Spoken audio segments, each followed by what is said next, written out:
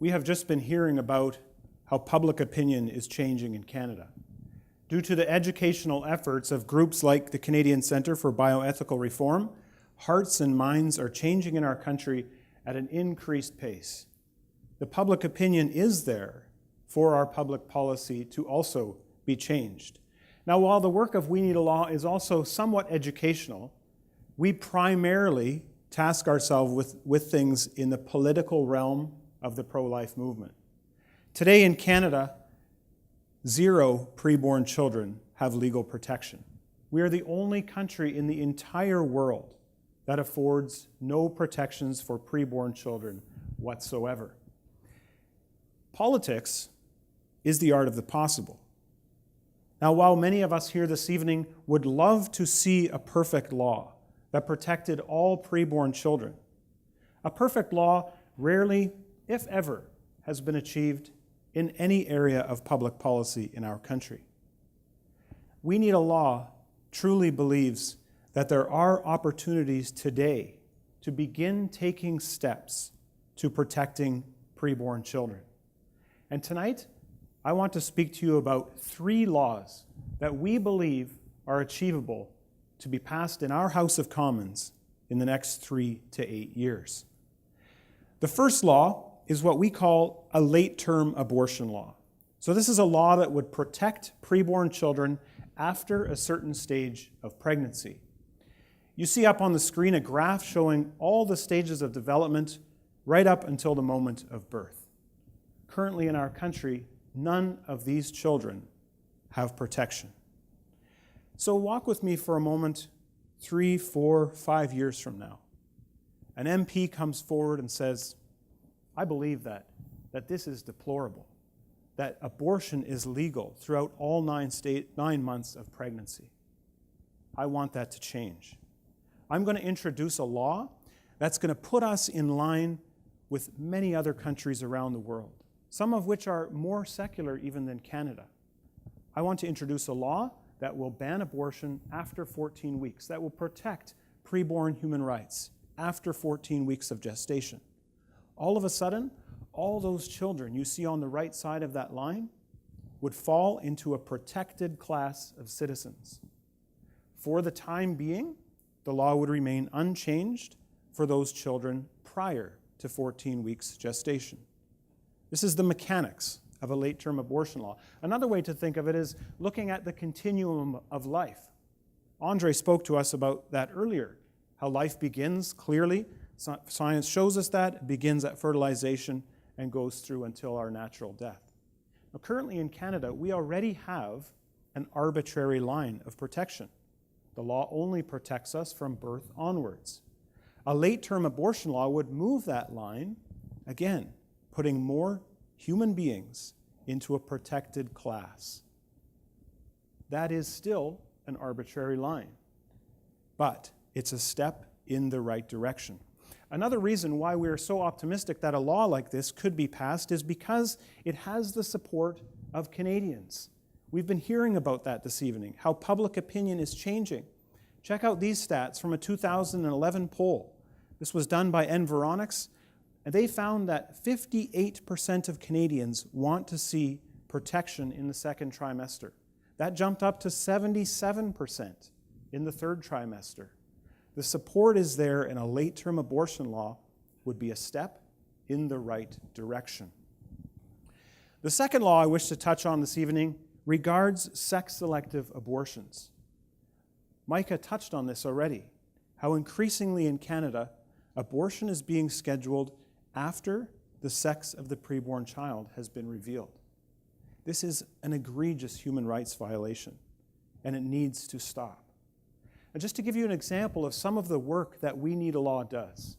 In 2012, we had the opportunity to work with MP Mark Warawa. He's from Langley, British Columbia, and he put forward Motion 408, which would have seen the House of Commons condemn sex-selective abortion. Now, unfortunately, his motion did not even make it into the House of Commons for a vote. But nevertheless, we moved as a country. We moved in the direction whereby it was okay to question the status quo. It was okay to bring this issue up. Mark Warwa was not vilified by the media. Through the introduction of Motion 408, we also saw Canadians become educated that our country is not immune from this global problem. Sex-selective abortion is not something that just happens way out there. It's happening right here in Canada. And we know that because CBC, our national broadcaster, conducted a private investigation whereby they went into 22 ultrasound clinics across our country, and in 15 of those clinics, they recorded conversations taking place where abortion was discussed as an option when the sex of the child was revealed. And in all those cases, it was when the child was a girl. We think that we can make progress in this area. Canada needs to become a nation that protects the rights of females to be born. Sex-selective abortion ought to be made illegal in our country, and this as well, just like late-term abortion, has incredible public support. Life Canada, a national pro-life educational organization, conducted a poll that same year, and they found that 92% of Canadians want to see sex-selective abortion made illegal in our country. But I mentioned 3 laws. The third law is quite different from the first 2. A late-term abortion law and a sex-selective law would regulate the procedure of abortion directly. A preborn victims of crime law would do nothing, actually, to change the status quo on abortion, but it would protect the rights of preborn children for whose mothers had chosen, whose mothers had exercised their right to choose to carry their child to term, and that choice was taken away from them when a criminal act was perpetrated against her. In Windsor, Ontario, the families of Cassie and Molly are grieving the loss of 2 people. But we live in a country where the law, indeed the government, does not recognize Molly as a human being. There is no justice for Molly. Even though her father, her grandparents, her uncles, aunts, cousins were all eagerly anticipating her arrival. When her life was ended through a brutal act, the law did nothing to recognize Molly. That has to change in our country. When a pregnant woman is murdered, the perpetrator needs to be brought to justice for taking the lives of 2 human beings. This is a very interesting opportunity for us as pro-lifers, because we can collaborate with many other Canadians who might think differently on all kinds of moral and ethical issues. But when it comes to this, preborn victims of crime, we can focus on the same thing. We can work together. The families of Cassie and Molly Cake welcome that. They are open to that collaboration with Canadians of all political stripes. They want to see a country where Molly's peers have justice if their lives are lost in a similar manner. And so I want to encourage you to visit our table at the back, sign the petition whereby we're calling upon our House of Commons to act speedily in protecting preborn victims of crime. If you wish to print off more petitions, simply visit WeNeedaLAW.ca, click on the Molly Matters tab, and print off your petitions. We need our government to know that we care about Molly and that we care about preborn victims of crime. So, 3 laws. Well, I stand before you here this evening telling you that even if all 3 of these laws were passed in our House of Commons, abortion would still happen in Canada. Abortion would still be legal. These are only steps in the right direction. But I appeal to you that we need to embrace the opportunities we have to save some as we continue working towards saving all. How can we be so sure that we are making progress? How can we be so sure that 1 or more of these laws could be enacted in our House of Commons? You might be at this moment thinking, okay, I kind of like this step-by-step incremental strategy could work. We could get somewhere politically. We haven't had a victory in nearly 30 years. Could this be the recipe to some victories? Well, there's two reasons why we know that we are making progress. The first reason is that the media is more and more reporting accurately on what is going on in our country, and more siding with pro-lifers who are questioning the status quo, who want to see preborn human rights protected. Just a couple of quick examples. Maclean's magazine, which goes to over 2 million households every week in our country, featured numerous pro-life organizations. Among them, Life Canada, which I mentioned earlier. They also interviewed us, and they described us as using the right words and changing tactics in order to get fetal rights back on the public agenda. The media is sensing a shift. More and more, we are seeing headlines like this. The idea we can't debate abortion is unworthy of a democratic country. Now, folks, this is not some Christian online media that puts up a blog post once a month. This is a mainstream secular newspaper that lands on hundreds of thousands of doorsteps every morning. And they're printing headlines like this. And lest you think, yeah, Mike, that's true, but that's the National Post, right? They're right-wing, conservative. Of all the mainstream newspapers, they'd be inclined to print a headline like that, right? Well, sure. But check out this quote from the Globe and Mail. The idea that governments shouldn't legislate abortion is downright idiotic. Abortion is legislated nearly everywhere. Even civilized countries impose restrictions. This was written by Margaret Wente, a pro-choice journalist with the Globe and Mail. It was written in response to Mr. Trudeau's edict that pro-lifers were not welcome in the Liberal Party of Canada. The mainstream media is sensing that shift. We are making progress. Now, why is the media reporting like this? Why do they seem to be more sympathetic to the pro-life position? That is the second reason why I know we're making progress. The media is reporting on this because of you.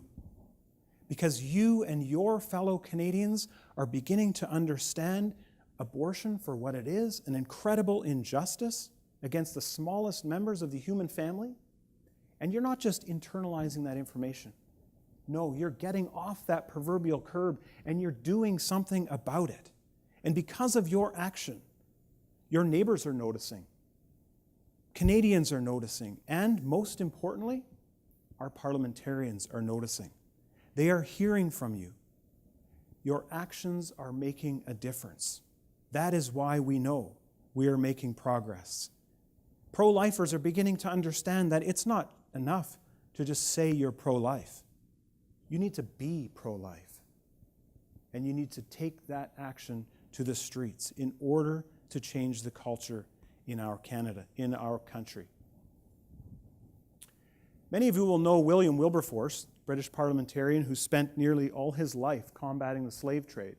He once famously said, "You may choose to look the other way, but you can never say again that you did not know." That is what is happening in our country.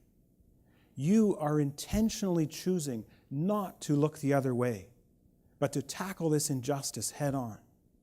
And we want to give you tools in which you can help us continue to make a difference in Canada. Tonight I want to focus on 3 simple action items. I don't want you to go home from this presentation and think, oh, that was another nice talk. No, I want you to go home with things to do.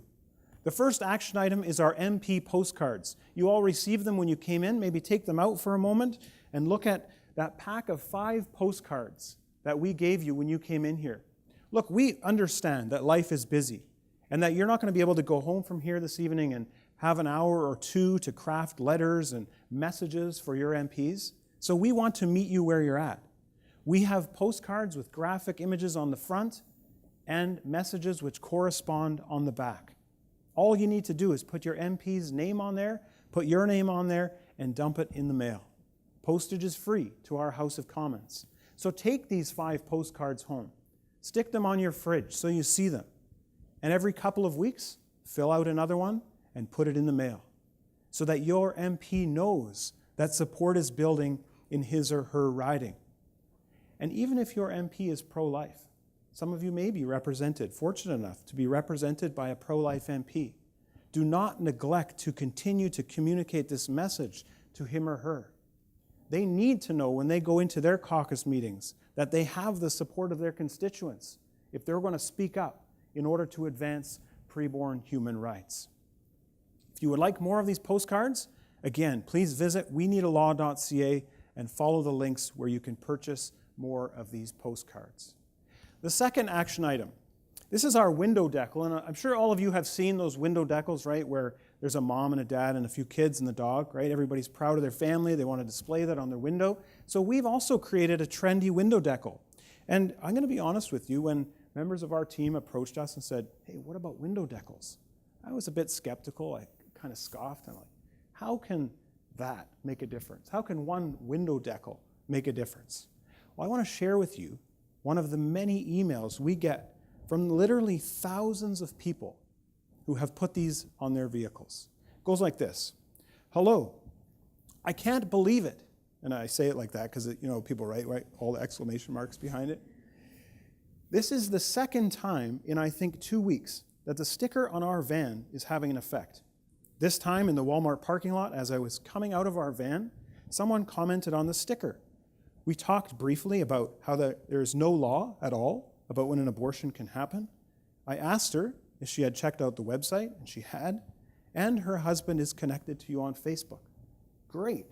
She concludes by saying, just some encouragement for you before the weekend. Small things making a big difference in our country. Please do not go home without one of these window decals. Take them with you, put them on your vehicle, start those conversations in your spheres of influence. The third action item is our lawn sign campaign. Now, as you're looking at the screen, you probably noticed that that is not a pro-life lawn sign. No. Enbridge, most of you will know, is a global oil company. And in the province where I live, British Columbia, they would like to build a pipeline right across the northern part of the province. Now, my wife's parents live in northern BC, so we frequent that area on a regular basis.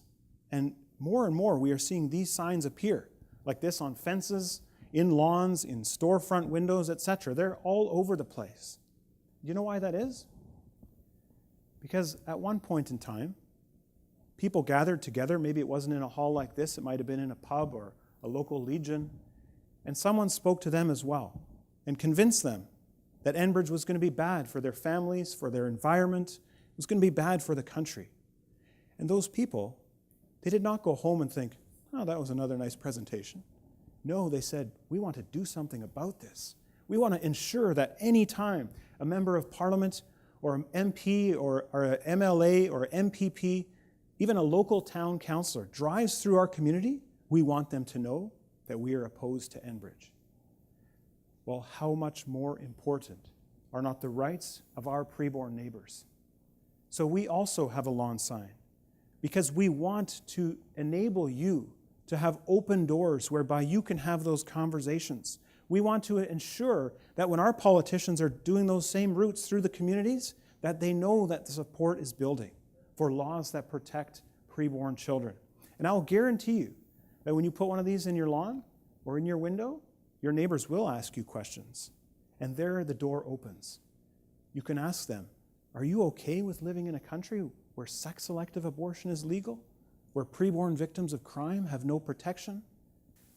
Opening doors by doing small tasks that will have incredible impact on the culture in which we live. Because we know, as Micah said already, in order to change the culture, we need to engage the culture. We cannot expect political change in our country if the culture doesn't change. We at We Need a Law want to provide you with tools of engagement, simple tools in which you can engage your neighbors, your families, your parliamentarians, and the media, so that Canada will become a country that values and protects all human beings. And step by step, we can get there. I want to conclude with the words of Augustine, who once said, "Let us work as though everything depends on us, while praying as though everything depends on God." And it is our hope and prayer that you will join us in embracing opportunities to save some as we continue working towards saving all. Thank you.